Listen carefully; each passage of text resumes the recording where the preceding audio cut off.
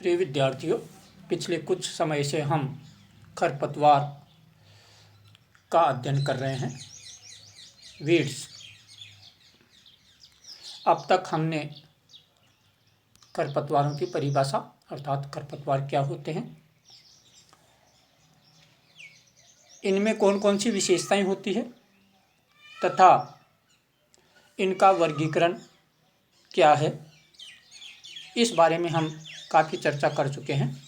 आज हम पढ़ने जा रहे हैं खरपतवारों द्वारा होने वाली हानियाँ। तो आपको पता होना चाहिए कि किसान को आवारा पशुओं द्वारा, कीट और रोगों द्वारा, त्रुटिपूर्ण गलत तरीके से भंडारण द्वारा तथा चूहों द्वारा बहुत ज़्यादा नुकसान होता है। तो इन सब में वीड्स द्वारा जो है वो बहुत ज़्यादा हानि किसान को उठानी पड़ती है। 30 से 35% हानि अकेले खरपतवारों द्वारा ही किसान को होती है।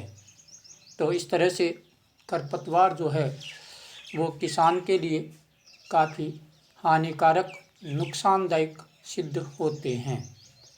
तो आज हम चर्चा कर रहे हैं किसानों को और कौन कौन से नुकसान जो है खरपतवार द्वारा होते हैं। तो सबसे पहला है फसल उत्पादन पर प्रभाव।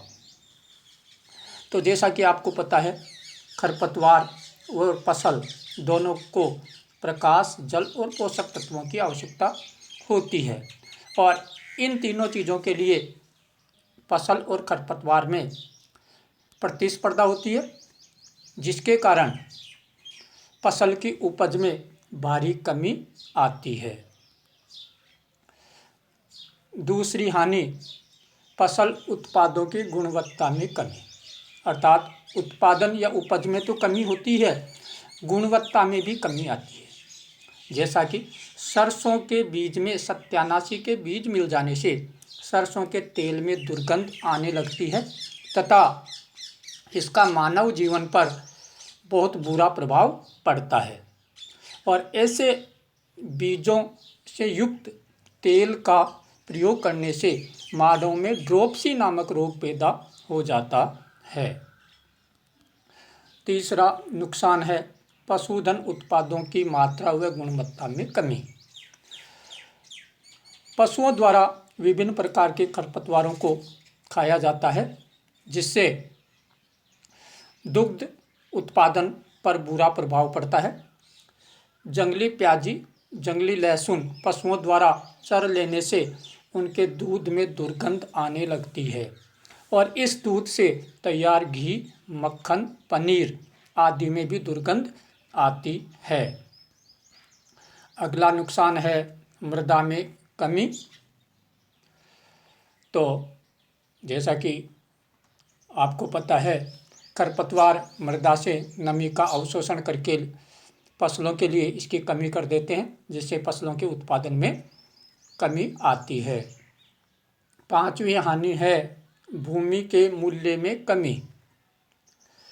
तो आप जानते हैं कि हमारी भूमि यदि खरपतवार रहित है तो इसका मूल्य हमें अधिक प्राप्त होता है तथा जिन भूमियों में खरपतवार अधिक होता है उसके मूल्य में भी कमी हो जाती है।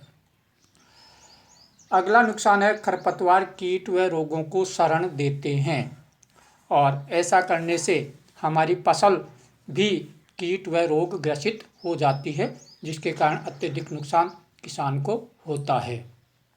अगला नुकसान है कृषि यंत्रों, मशीनों व पशुओं की क्षमता में ह्रास होना, क्योंकि खरपतवारों को नष्ट करने के लिए हमें बार बार जुताइयाँ करनी पड़ती है, निराई गुड़ाई करनी पड़ती है, अन्य कृषि क्रियाएं करनी पड़ती है, जिससे कृषि यंत्रों, मशीनों, पशुओं आदि से अधिकतम कार्य लेना होता है और इनकी कार्य क्षमता में कमी आती है।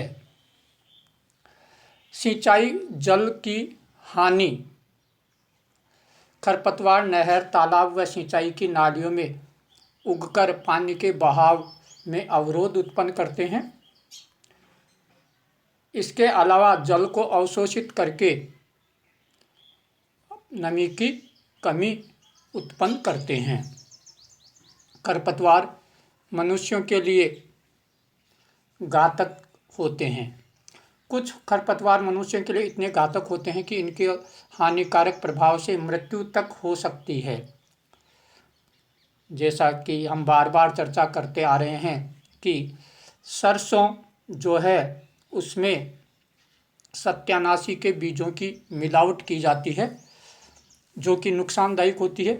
इसके अलावा गाजर घास का जो पौधा है उसके स्पर्श करने मात्र से त्वचा में भयंकर जलन होने लगती है।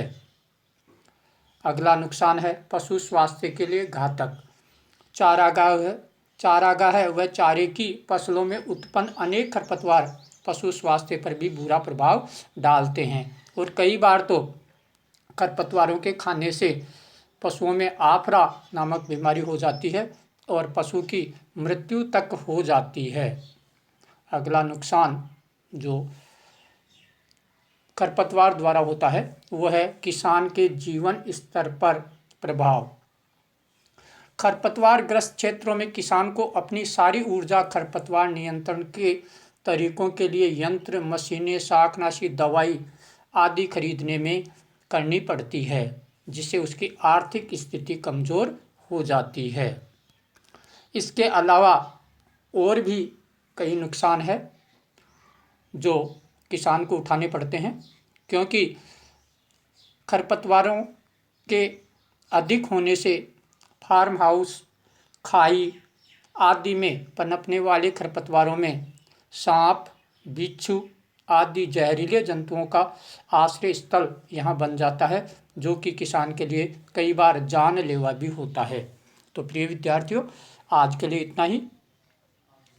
अगले वीडियो में हम खरपतवारों के द्वारा होने वाले लाभ, क्योंकि हमेशा ही नुकसान ही नहीं कुछ लाभ भी खरपतवारों द्वारा होते हैं, तो इनकी चर्चा करेंगे। आज के लिए इतना ही।